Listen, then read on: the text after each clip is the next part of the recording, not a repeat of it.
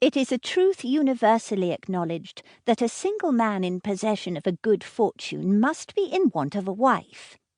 However little known the feelings or views of such a man may be on his first entering a neighbourhood, the truth is so well fixed in the minds of the surrounding families that he is considered the rightful property of some one or other of their daughters. "My dear Mr. Bennet," said his lady to him one day, "have you heard that Netherfield Park is let at last?" Mr. Bennet replied that he had not. "But it is," returned she, "for Mrs. Long has just been here, and she told me all about it." Mr. Bennet made no answer. "Do you not want to know who has taken it?" cried his wife impatiently. "You want to tell me, and I have no objection to hearing it." This was invitation enough. "Why, my dear, you must know Mrs. Long says that Netherfield is taken by a young man of large fortune from the north of England, that he came down on Monday in a chaise and four to see the place, and was so much delighted with it that he agreed with Mr. Morris immediately that he is to take possession before Michaelmas, and some of his servants are to be in the house by the end of next week." "What is his name?" "Bingley." "Is he married or single?" "Oh, single, my dear, to be sure. A single man of large fortune, 4,000 or 5,000 a year. What a fine thing for our girls!" "How so? How can it affect them?" "My dear Mr. Bennet," replied his wife, "how can you be so tiresome? You must know that I am thinking of his marrying one of them." "Is that his design in settling here?" "Design? Nonsense! How can you talk so? But it is very likely that he may fall in love with one of them, and therefore you must visit him as soon as he comes." "I see no occasion for that. You and the girls may go, or you may send them by themselves, which perhaps will be still better, for as you are as handsome as any of them, Mr. Bingley might like you the best of the party."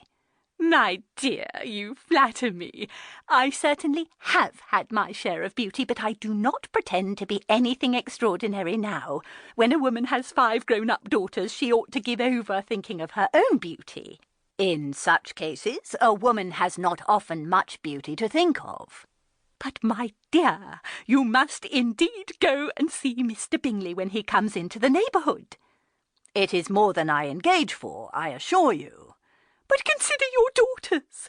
Only think what an establishment it would be for one of them. Sir William and Lady Lucas are determined to go merely on that account, for in general, you know, they visit no newcomers. Indeed, you must go, for it will be impossible for us to visit him if you do not." "You are over-scrupulous, surely.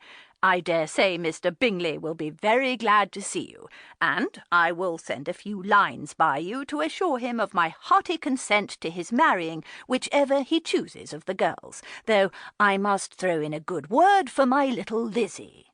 "I desire you will do no such thing. Lizzie is not a bit better than the others, and I am sure she is not half so handsome as Jane, nor half so good-humoured as Lydia, but you are always giving her the preference."